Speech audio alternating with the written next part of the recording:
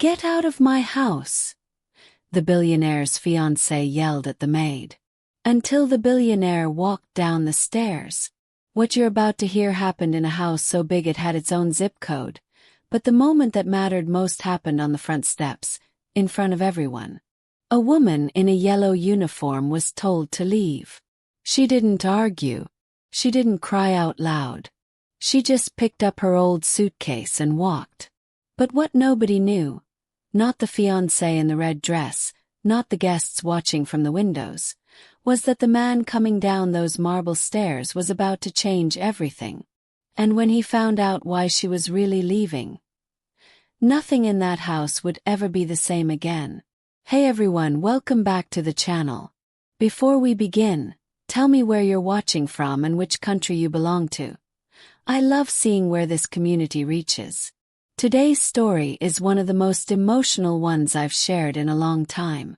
It's about pride, about people who look down on others without knowing their worth, and about a truth that was hiding in plain sight the whole time.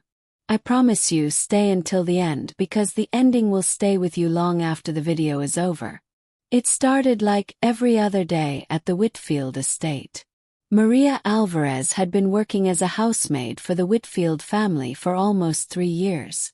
She was 34 years old, a single mother to a 7-year-old boy named Mateo, and she had a way of moving through the enormous mansion like a quiet shadow, polishing banisters, folding linens, arranging fresh flowers in vases taller than her son. She never complained. She never asked for more than what was fair. She simply worked, because work was the only thing standing between her and losing the small apartment she shared with Mateo on the other side of town.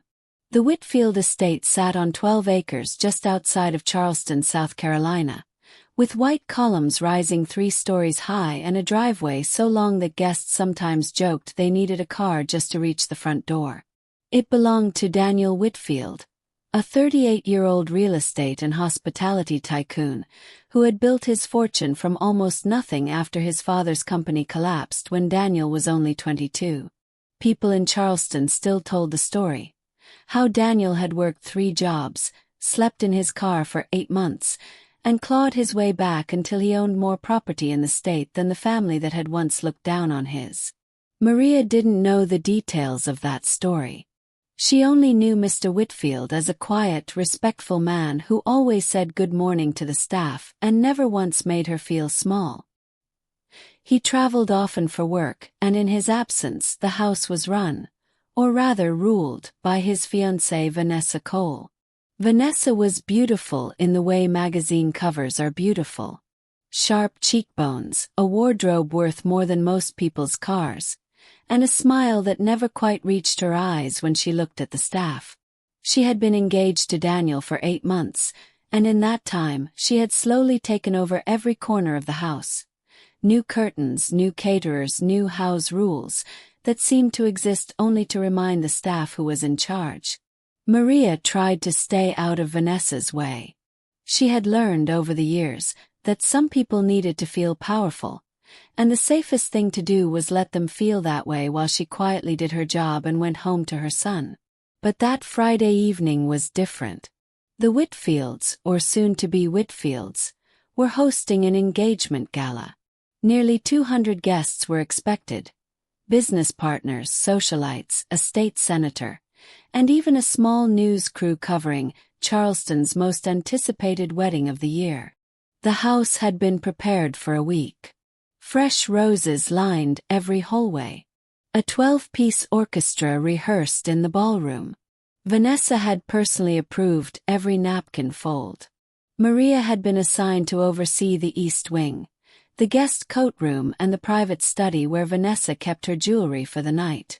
It was a simple task. Watch the room, make sure nothing was disturbed, help guests find the restroom if needed. At around 6:40 p.m., just as the first guests began arriving in their sequined gowns and tailored tuxedos, Vanessa swept into the study to grab a bracelet she'd forgotten.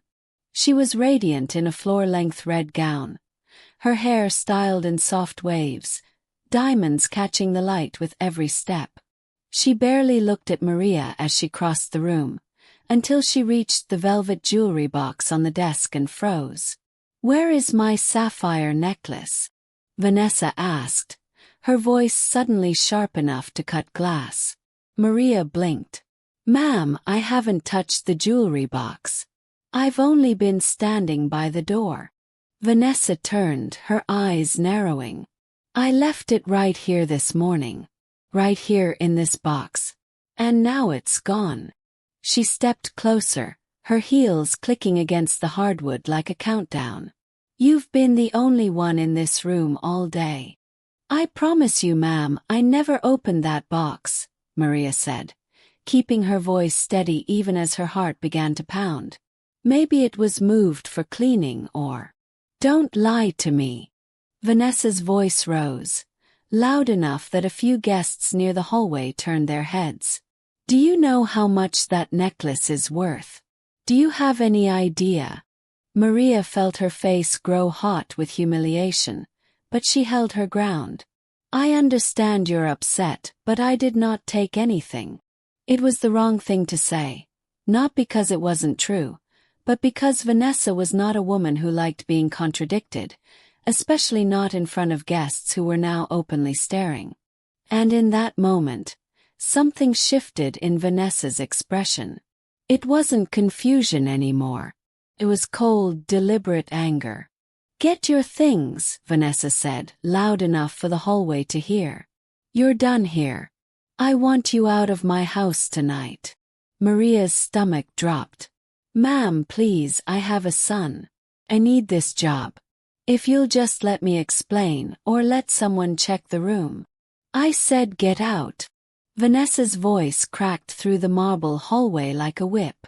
Several guests had now gathered near the grand staircase, drinks in hand, watching the scene unfold with a particular fascination people reserve for other people's misfortune.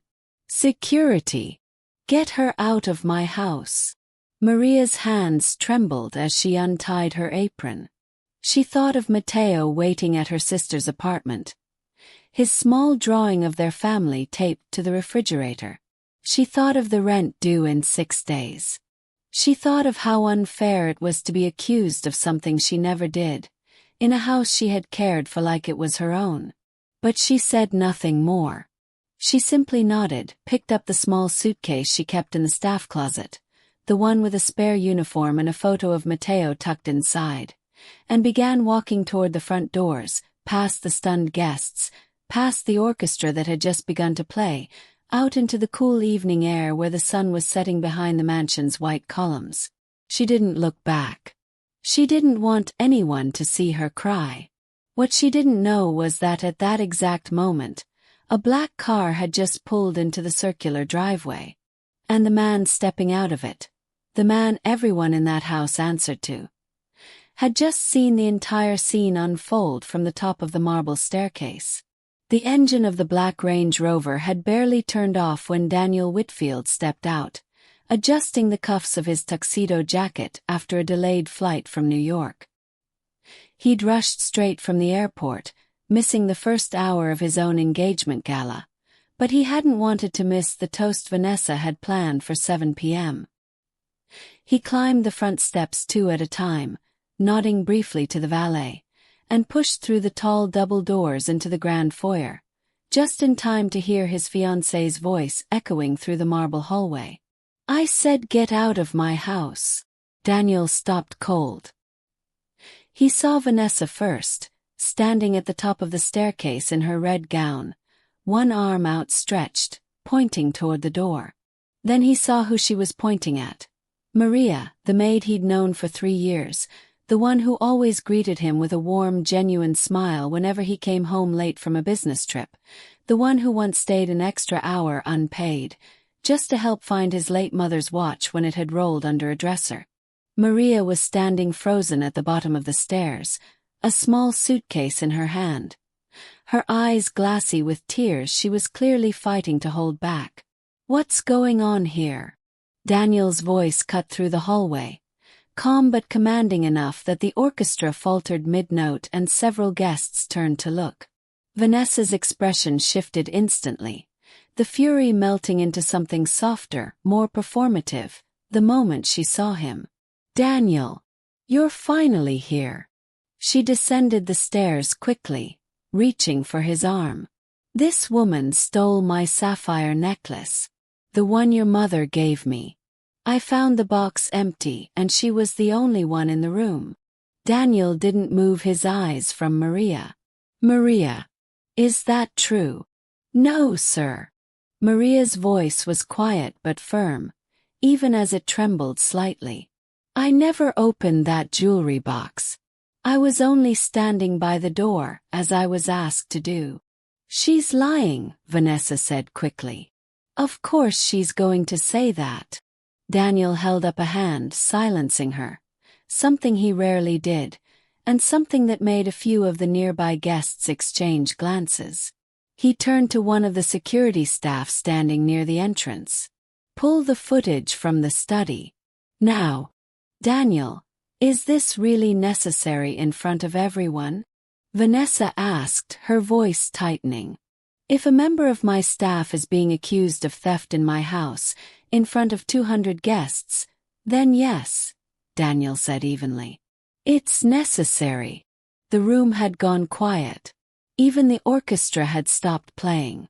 Every guest in the foyer was now watching the unfolding scene with the kind of hush usually reserved for courtroom dramas. It took less than 4 minutes for the head of security to return with a tablet, the footage already pulled up. Daniel watched in silence as the black and white recording played. Vanessa entering the study earlier that afternoon, opening the jewelry box herself, removing the sapphire necklace, and placing it inside her clutch purse before leaving the room. Maria hadn't even been in the study at that time. She'd arrived nearly 20 minutes later. Daniel's jaw tightened as he watched. He said nothing for a long moment, simply staring at the small screen, then lifting his eyes to Vanessa. "You took it yourself," he said quietly. "This morning. Before Maria even started her shift." Vanessa's face went pale. I must have forgotten. I was getting ready, I probably just." "You accused an innocent woman of theft in front of my guests and told her to get out of my house," Daniel said, his voice low but carrying across the silent foyer. "Over a necklace that was in your own purse the entire time." For the first time that evening, Vanessa had no quick answer. Her mouth opened then closed. Around them, the guests shifted uncomfortably, whispers rippling through the crowd like a wave. Daniel turned toward Maria, and something in his expression softened completely. "Maria, I am so sorry. This should never have happened to you. Please come inside. Sit down. Let me." "It's okay, Mr. Whitfield," Maria said softly, wiping at her eyes with the back of her hand. "I understand you have guests. I'll just go home." "You're not going anywhere except back inside as my guest tonight," Daniel said firmly, and then, turning to the room at large, added, "Everyone please continue enjoying the evening. I apologize for the disruption." But even as the orchestra slowly began playing again and guests returned to their quiet conversations, Daniel could see that Maria was still shaken, still holding her small suitcase like she didn't quite believe she was allowed to stay. He walked down the last few steps toward her, and it was only then, standing this close, really looking at her for the first time in weeks, that something in his memory stirred. Something about her face. Something familiar he couldn't quite place. "Maria," he said slowly, "have we met before? Before you started working here, I mean." Maria's eyes flickered with something unreadable. Surprise, maybe even fear. I don't think so, sir." But the way she said it, the way her hand tightened around the handle of her suitcase, told Daniel that wasn't entirely true. And what he would discover in the days that followed would turn out to be the biggest twist of his entire life. The gala ended a little after midnight, but Daniel couldn't sleep. He sat in his study long after the last guest had left, The house quiet except for the occasional clink of glasses being cleared away by the cleanup crew.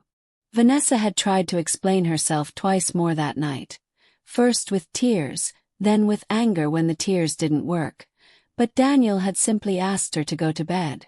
He needed time to think. Something about Maria's face had stayed with him all evening. It wasn't just guilt over what had happened at the party. It was recognition, a feeling he couldn't shake, like standing in front of a door he knew he'd opened before but couldn't remember what was behind it. Around 1 a.m., he found himself pulling an old cardboard box out of his study closet, one he hadn't opened in almost 16 years. Inside were photographs, old letters, and a worn leather journal that had belonged to him during the hardest year of his life, back when he was 22 and his father's company had just collapsed, taking their family's entire fortune down with it. He remembered that winter clearly, even now. He'd been sleeping in his car in a Charleston parking garage for nearly 8 months, working 2 jobs just to afford gas and the occasional meal, too proud to ask his old friends for help, too broken to go back to the family home that had already been repossessed by the bank. There had been a diner near the garage, a small, unremarkable place called Rosie's, open 24 hours, where a young waitress used to quietly slide him a free cup of coffee and some nights an extra biscuit that was about to be thrown out anyway, she'd say, even though he knew that wasn't true. She never asked for anything in return. She never made him feel like charity. She was maybe 19 or 20 at the time, working double shifts to support her mother, but she always had a warm smile for the tired young man who sat alone in the corner booth every night with a laptop and a stack of rejected loan applications. One night, when Daniel hadn't eaten in almost 2 days and was too ashamed to admit it, she'd sat down across from him during her break and simply said, "You look like someone who needs a friend more than a coffee." She talked to him for 20 minutes about nothing important. The weather, a movie she wanted to see, her dream of one day opening her own small bakery. It hadn't fixed his problems, but it had reminded him, on one of the darkest nights of his life, that he still mattered to somebody. He never got her name. She'd always worn a name tag that had worn off from being washed too many times. Daniel had left Charleston not long after that, chasing a business opportunity in Atlanta that eventually became the foundation of his real estate empire. He'd meant to go back to that diner one day to thank her properly, maybe even help her open that bakery she'd dreamed about. But life moved fast once money started coming in, and somewhere along the way, the memory of that young waitress had been buried under years of deals, mergers, and a fortune he built brick by brick. Sitting in his study now, 16 years later, staring at an old photo of himself standing outside that diner, thin, exhausted but smiling faintly, Daniel felt something cold settle in his chest. He remembered her laugh. He remembered the shape of her eyes when she smiled. And he remembered, with a jolt that made him sit upright, the small, faded flower tattoo on her right wrist, the one she'd said her mother gave her the money for as an 18th birthday gift. He'd seen that same tattoo tonight on Maria's wrist, as she reached for her suitcase at the bottom of the staircase. Daniel sat frozen in his chair for a long moment, his heart pounding as 16 years of distance collapsed into a single, dizzying realization. The woman his fiancée had just humiliated and thrown out of his house, the woman he employed as a maid, whose name he'd signed off on a payroll sheet 100 times without truly looking at her, was the same young waitress who had once been the only kindness in the worst year of his life. He didn't sleep at all that night. By 7 a.m., he was standing outside the small apartment complex on the east side of Charleston, an address he'd pulled from the household staff records, holding nothing but a folder of old photographs and a heart full of questions he wasn't sure he had the right to ask. Maria opened the door in a worn gray sweater, her hair pulled back, clearly surprised to find her employer standing on her doorstep at 7 in the morning. "Mr. Whitfield," she said, glancing behind him as if expecting a security detail or a formal reason for the visit. "Is everything all right? Did something happen at the house?" "Can I come in for a moment?" Daniel asked. "I need to ask you something, and I think you already know what it is." Maria hesitated, then stepped aside, letting him into the small but tidy apartment. A young boy, Matteo, sat at the kitchen table eating cereal, his eyes wide with curiosity at the well-dressed stranger standing in their living room. Daniel held out the old photograph with trembling hands. "Rosie's diner. 16 years ago. Table in the corner by the window." Maria's face went completely still. "I used to sit there every night," Daniel continued, his voice thick with emotion he hadn't expected to feel. "I had nothing. I was sleeping in my car. And there was a waitress, she never told me her name, who kept sliding me free coffee and biscuits when she thought I wasn't looking. She talked to me on her breaks. She told me about a bakery she dreamed of opening one day." He paused, looking directly at her. "Maria, was that you?" For a long moment Maria said nothing. Then slowly she nodded, her eyes filling with tears. "I didn't think you'd remember. It was so long ago. You looked so different then, younger, thinner. I recognized you the first week I started working at the house, but I never said anything. I didn't want you to think I was trying to use that connection to get special treatment. I needed the job too badly to risk it." Daniel sat down heavily on the small couch, running a hand over his face. "You've been working in my house for 3 years, cleaning my floors. And I never once realized it was you. You had every right not to remember me," Maria said gently. "You were going through the hardest time of your life. I was just there. You were the only person who treated me like a human being that year," Daniel said, his voice breaking slightly. "Everyone else saw a failure, a Whitfield who lost everything. You saw someone who needed a friend." Matteo, sensing the weight of the moment even without understanding it, quietly slipped off his chair and moved to stand beside his mother, small hand finding hers. "After my father's business collapsed, I lost everything," Daniel continued. "My friends disappeared. People who used to invite me to dinner parties suddenly didn't return my calls. But you, a stranger who had nothing to gain, you gave me free food out of your own paycheck night after night, and never made me feel small for needing it. You would have done the same for someone else," Maria said softly. "Maybe. But you actually did it." Daniel looked up at her, his eyes red. "And last night, my own fiancée humiliated you, accused you of stealing, and threw you out of my house in front of 200 people. The same woman who once saved my life with free coffee and kindness." Maria wiped at her eyes. It wasn't the first time something like that happened. It's hard being someone's maid. Some people forget you're a person too. Daniel stood up and walked to the small kitchen window, staring out at the modest street below, so different from the world he now lived in. "I want to make this right, Maria. Not out of pity. Not because of guilt. But because I owe you a debt that I should have paid back 16 years ago, and I let my own success make me forget." "You don't owe me anything," Maria said. "I never wanted anything in return." "I know," Daniel said, turning back to her. "And that's exactly why I need to do this." He didn't yet know exactly what this would look like. But as he stood in that small, humble apartment, looking at the woman who had once saved him with nothing but kindness and a free biscuit, Daniel Whitfield felt something shift inside him. A decision forming that would not only change Maria's life, but would force him to finally confront the truth about the woman he was planning to marry. Over the next few days, Daniel found himself unable to focus on work. Every meeting felt distant, every phone call background noise, while his mind kept circling back to the same two things: the debt he owed Maria and the growing unease he felt about Vanessa. It wasn't just the necklace incident. Now that his eyes had been opened, He started noticing things he'd overlooked for months. The way Vanessa spoke to the household staff, always a notch too sharp.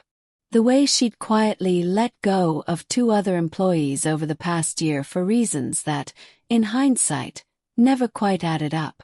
The way she'd never once asked about his childhood, his father's collapse, or the years he'd struggled. As though that part of his story was an inconvenient stain on the polished image she wanted to present to Charleston society. He met with Vanessa 3 days after the gala, in the same study where the necklace had gone missing. "I've been thinking about what happened," Daniel said carefully, watching her face. "About the necklace. About how quickly you were willing to humiliate someone in front of 200 people, without even checking the facts first." Vanessa's expression tightened. "Daniel, I already apologized for that. I made a mistake. People make mistakes." "You didn't apologize to Maria," Daniel said quietly. "You apologized to me because I caught you. That's different. What is this really about?" Vanessa's voice rose slightly defensive. "It's just a maid, Daniel. I'll write her a check, we'll move on." "It's not just a maid," Daniel said, his voice hardening. "It's a woman who once fed me when I had nothing, who never asked for anything in return, who has spent 3 years cleaning up after both of us with more grace than most people I've ever met in the business world. And you tried to throw her out over a necklace that was in your own purse." Vanessa stared at him, and for the first time, Daniel saw something flicker behind her eyes. Not remorse but calculation, as if she were trying to figure out how much damage control this conversation required. "I think," Daniel continued slowly, "that this wedding needs to wait." "Wait." Vanessa's voice cracked. "Daniel, the invitations are already out. The venue is booked. Everyone knows." "I need time to think," Daniel said. "About us. About what kind of person I want standing beside me for the rest of my life." The conversation ended coldly, Vanessa storming out of the study in tears that Daniel, for the first time, wasn't entirely sure were genuine. Meanwhile, across town, Maria's life had quietly begun to shift in ways she never expected. Daniel had insisted on covering Mateo's school tuition for the upcoming year. Not as charity, he explained, but as a long overdue repayment for kindness given freely 16 years ago. He'd also asked Maria, gently, whether she'd ever tried to pursue that bakery dream she'd once mentioned to a stranger in a diner booth. "That was just talk," Maria said, laughing softly despite herself when he brought it up during a visit to check on Mateo's schooling paperwork. "A 20-year-old's daydream. Life happened. Had Mateo. I needed steady work." "It doesn't have to just be a daydream," Daniel said. But Maria was hesitant, wary of accepting anything that felt too large, too sudden. She had learned, through years of hard work and disappointment, not to trust things that seemed too good to be true. She thanked him for his kindness regarding Mateo's schooling, but firmly declined anything more. "I don't want to be someone's charity case, Mr. Whitfield," she said. "I want to earn what I have." Daniel respected that, even as it made him admire her more. But not everyone in Daniel's life was pleased with the sudden change in his priorities. Vanessa, humiliated and increasingly desperate to save the engagement, and the lifestyle that came with it, began quietly working behind the scenes. She reached out to a gossip columnist she knew from her modeling days, feeding a story about financial mismanagement and questionable relationships with household staff that painted Daniel as an unstable businessman being manipulated by an opportunistic employee. The story hadn't published yet, but it was coming. And when it did, it would threaten not just Daniel's reputation, but Maria's fragile new sense of stability.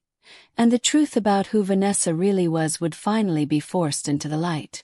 The story broke on a Tuesday morning, splashed across a local gossip site under the headline, Charleston tycoon's secret obsession with household maid raises questions ahead of broken engagement. Maria saw it first from her sister, who called in a panic, reading pieces of the article aloud over the phone. It painted Maria as a calculating woman who had supposedly worked her way into Daniel Whitfield's good graces, using a fabricated sob story about a diner encounter years ago. A story the article suggested was invented entirely to manipulate a lonely, guilt-ridden billionaire. Maria felt sick reading it. Comments were already piling up beneath the article, strangers speculating about her character, her motives, even her fitness as a mother. Mateo's school had called that afternoon, asking carefully whether everything was all right at home after another parent mentioned seeing the article. She sat at her kitchen table that evening, phone in hand, seriously considering quitting the job altogether, leaving before things got worse, before her son had to grow up hearing whispers about his mother. Daniel arrived at her apartment within an hour of the story breaking, visibly furious, a tablet in hand showing the same article. "I know where this came from," he said before Maria could even speak. "Vanessa's fingerprints are all over this. The unnamed source close to the family. That's her assistant's writing style. I'd recognize it anywhere." "It doesn't matter where it came from," Maria said quietly, arms crossed, clearly holding back tears. "It's out there now. People believe what they want to believe. My son is going to grow up with this attached to his name. I'm going to fix this," Daniel said firmly. "How?" Maria's voice cracked slightly. "By suing a gossip site. By making it bigger news. Mr. Whitfield, I appreciate everything you've tried to do, but maybe it's better if I just go back to being invisible. That's safer for people like me." Her words hit him harder than she probably intended. Daniel sat down slowly across from her, the weight of the moment settling over him. "You've spent your whole life being made to feel like you should stay small, stay quiet, stay invisible so you don't cause trouble for people with more power than you," he said. "And I let that happen under my own roof for 3 years without even realizing it. I'm not going to let it happen again." The next morning, Daniel called a press conference, something his PR team strongly advised against, warning that it would only amplify the story. He held it anyway, standing at a podium outside his company headquarters, cameras flashing, reporters shouting questions. 16 years ago, I was homeless, sleeping in my car in a parking garage 2 blocks from here," Daniel said, his voice steady despite the visible emotion behind it. "I had lost everything. And there was a young woman working nights at a diner who fed me, out of her own pocket, without ever asking for anything in return. That woman is Maria Alvarez. Today, she works in my home, and 3 days ago, my former fiancé humiliated her in front of 200 guests over a necklace that was in her own purse the entire time, a fact confirmed by security footage." Gasps rippled through the small crowd of reporters. "The story published yesterday is not just false," Daniel continued. "It's a deliberate attempt to punish a good woman for the crime of once being kind to someone with nothing to offer in return. I won't stand by and let that happen." By that evening, the narrative had completely flipped. Local news outlets picked up the real story. The diner, the years of struggle, the true account of what had happened at the gala. Sympathy poured in for Maria, along with public outrage directed at Vanessa, whose modeling agency quietly announced it was re-evaluating her contract amid the controversy. But even as the public turned against her, Vanessa wasn't finished. Not yet. Vanessa showed up at the estate 2 days later, unannounced, her usual polish replaced by something more desperate, more raw. She found Daniel in his study, going over paperwork with his attorney regarding the formal end of their engagement. "Can we talk?" she asked, her voice softer than Daniel had heard it in months. "Please. Just 5 minutes." Against his better judgment, Daniel agreed, asking his attorney to step out. "I know I made mistakes," Vanessa began, sitting across from him, twisting the engagement ring on her finger, a ring she hadn't yet returned. "The necklace thing, the article, I panicked. I've spent my whole life being told that image is everything, that if people think you're weak or foolish, they'll walk all over you. When you started spending so much time with With her, I felt like I was losing everything I'd built for myself. Maria never took anything from you, Daniel said quietly. You built this narrative in your head, and then you tried to destroy an innocent woman's life to protect it. I know, Vanessa said, her voice cracking. I know that now. I was wrong. I'm sorry. For a moment, Daniel almost believed her. The tears looked real, the tremor in her voice sounded genuine. But then his phone buzzed with a message from his head of security, who had been quietly investigating the source of the leaked story at Daniel's request. The message contained a screenshot, an email exchange between Vanessa and the gossip columnist, dated the same day as their conversation in the study. Proof that she had begun feeding the story before Daniel had even confronted her about the necklace, not after as she'd claimed. Daniel set the phone down slowly, looking at her with something that had finally, completely run out. You reached out to that columnist before I even brought up postponing the wedding, he said. This wasn't a moment of panic, Vanessa. This was planned. You were already building your exit strategy, and trying to take Maria down with you, before I ever confronted you. Vanessa's face went pale, the tears stopping instantly, as if a switch had been flipped. Daniel, I can explain. Please leave, Daniel said quietly. And take everything that belongs to you. I never want to see you in this house again. For the first time, Vanessa didn't argue. She simply stood, straightened her jacket, and walked out without another word, the mask finally completely gone.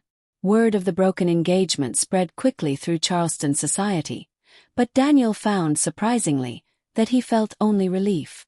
The weight that had been sitting on his chest for months, the nagging feeling that something about his relationship with Vanessa had never quite been real, finally lifted.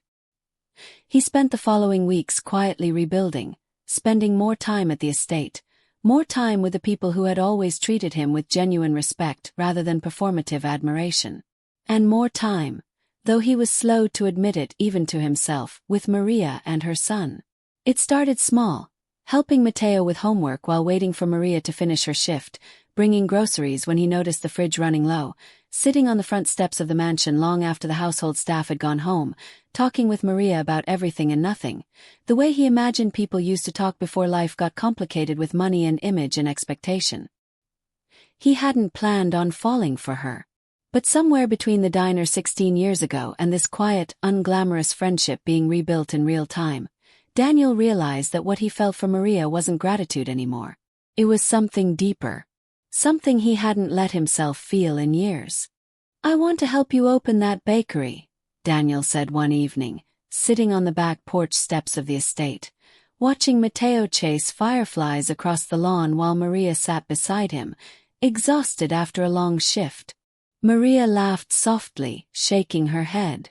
Mr. Whitfield, we've had this conversation. Daniel, he corrected gently. Just Daniel. And I'm serious.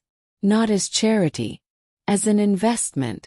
You have the recipes, the work ethic, and honestly better business instincts than half the people I've hired over the years. All you're missing is capital and someone willing to believe in you. And what happens if it fails? Maria asked, her voice quieter now. What happens if I let myself believe in this dream again, and it falls apart, and I've lost my steady job on top of it? Then you'll have tried, Daniel said simply. And I'll still be here. Maria looked at him for a long moment, something unreadable passing across her face.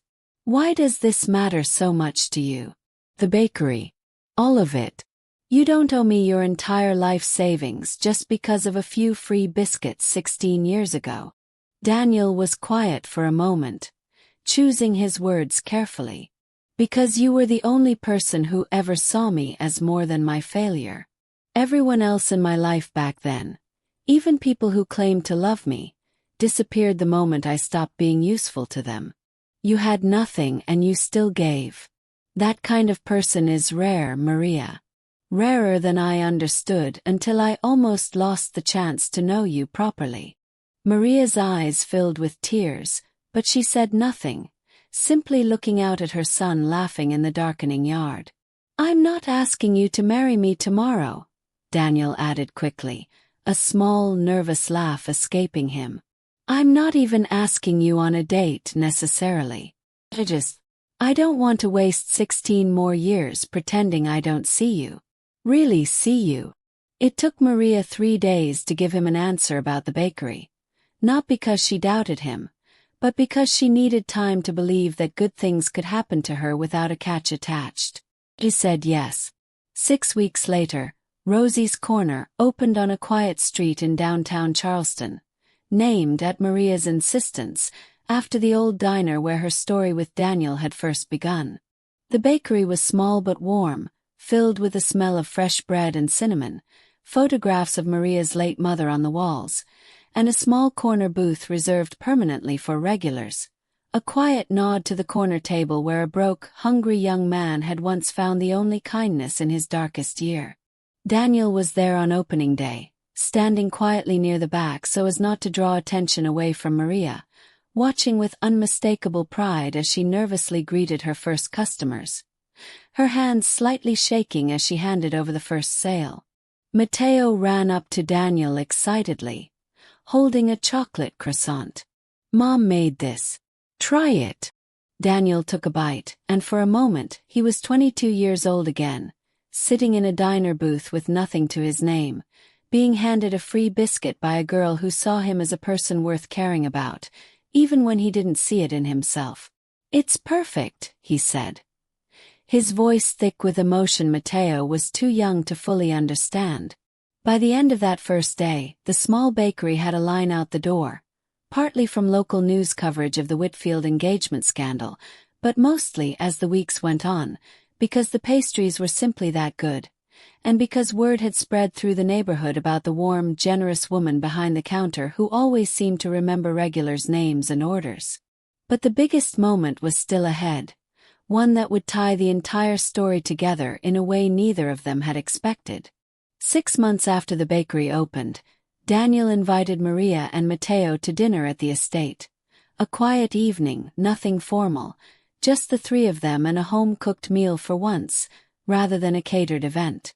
After dinner, once Mateo had fallen asleep on the couch watching a movie, Daniel led Maria out to the same front steps where, months earlier, she had once stood humiliated with a suitcase in her hand, about to walk away from the only stability she'd known. "Do you remember standing right here?" Daniel asked quietly. Maria nodded, wrapping her arms around herself slightly. "It's hard to forget. I think about that night a lot," Daniel admitted. "Not just because of what Vanessa did, but because of how you handled it. You didn't scream. You didn't beg. You just accepted it, quietly, like you'd been taught your whole life that people like you don't get to fight back against people like her. That's just how it's always been," Maria said softly. "I don't want that to be how it is anymore," Daniel said. "Not for you. Not for Mateo. Not for anyone who's ever been made to feel small by people who had more money, but less character."